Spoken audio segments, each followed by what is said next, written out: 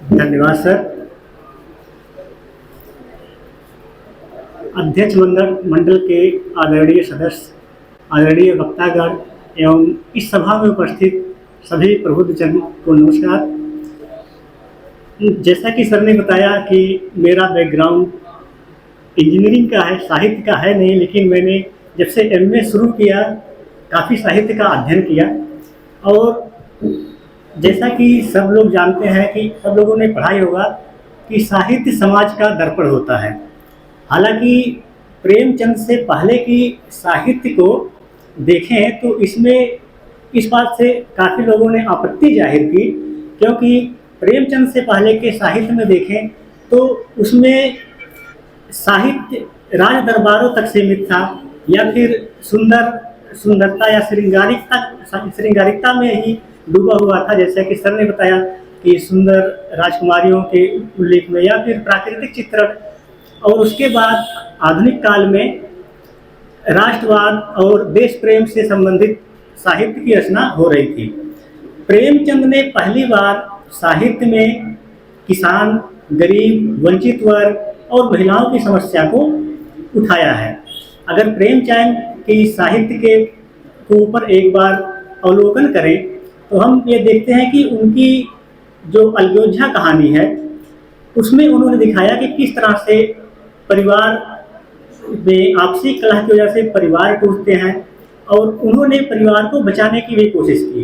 तो आज की जो न्यूक्लियर फैमिली की जो अवधारणा है, ये आज के समय की ये काफ़ी मांग है कि परिवार को टूटने से बचाया जाए।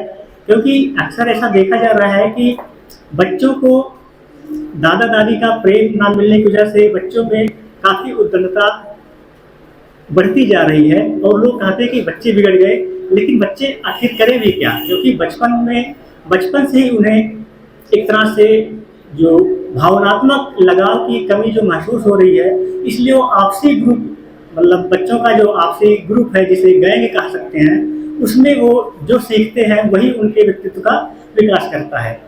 और बूढ़ी काकी अगर कहानी देखें तो उसमें भी दिखाया है कि किस तरह से जो परिवार के जो बुजुर्ग हैं, जैसे बूढ़ी काकी हैं, वो किस तरह से उपेक्षा का शिकार हो गई हैं। तो इस न्यूक्लियर फैमिली की अवधारणा में इससे भी बचने की ज़रूरत है।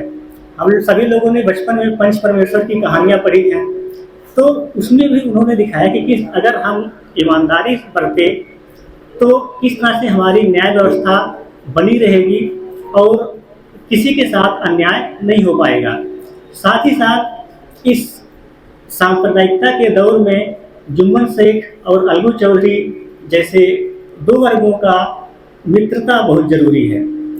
इस तरह से जैसा कि अभी सर ने कुछ देर पहले कर्मभूमि का उदाहरण दे करके बताया कि जमींदार और किसान वर्ग में किस तरह से संघर्ष है। जो जमींदार वर्ग है जो आज के पूंजीपति वर्ग में परिवर्तित हो गया है, और किसान वर्ग अभी भी गरीब वंचित वर्ग में है जो शोषण का शिकार है।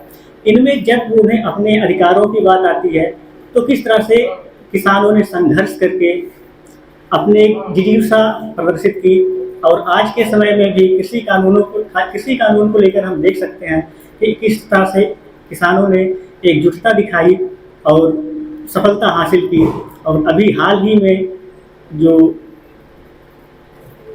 नीट को लेकर के आंदोलन हुआ, ये सब ये दिखाते हैं कि भले ही हमारी ताकत या क्षमता कम है, लेकिन अगर हम सब इकट्ठा होकर के, एकत्रित होकर के संघर्ष करेंगे तो हमारे अधिकार जरूर मिलेंगे। तो इस तरह से उन्होंने किसान और जो जमींदार वर्ग के संघर्ष को दिखाया, और कहीं न कहीं जो विद्रोह की चेतना उन्होंने अपने पात्रों में दिखाई, वो आज आम किसानों में, आम जनता में वो चेतना आज एक क्रांतिकारी चेतना के रूप में उभर कर आ रही है।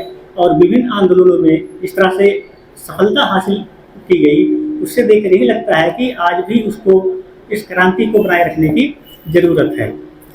और अगर जातीय संघर्ष की बात करें तो बहुत से कहानियों और उपन्यासों में उन्होंने दिखाया है कि किस तरह से जो ब्राह्मणवाद है या दलित वर्ग का शोषण है, उसको भी उन्होंने अपने, जैसे ठाकुर का कुआं हो या फिर सदगति कहानी हो या फिर कफन कहानी में तो उन्होंने यहाँ तक दिखाया कि गरीबी की मार से जो शोषित दलित वर्ग है वो कितना भी प्रयास कर ले लेकिन उसकी स्थिति सुधर नहीं रही थी, इसलिए वो परिस्थितियों के हिसाब से संवेदनहीनता के स्तर पर पहुंच गया था। तो इस स्थिति को भी सुधारने की ज़रूरत है और इस तरह से उनकी कहानियों की एक लंबी श्रृंखला है जिसमें काफ़ी कुछ सीखने की ज़रूरत है। तो समय कम है इसलिए मैं अपनी बातों को यहीं पर विराम देना चाहूँगा और इस तरह के मंच पर इस तरह का अवसर मिला इसके लिए सर का काफ़ी बहुत बहुत धन्यवाद।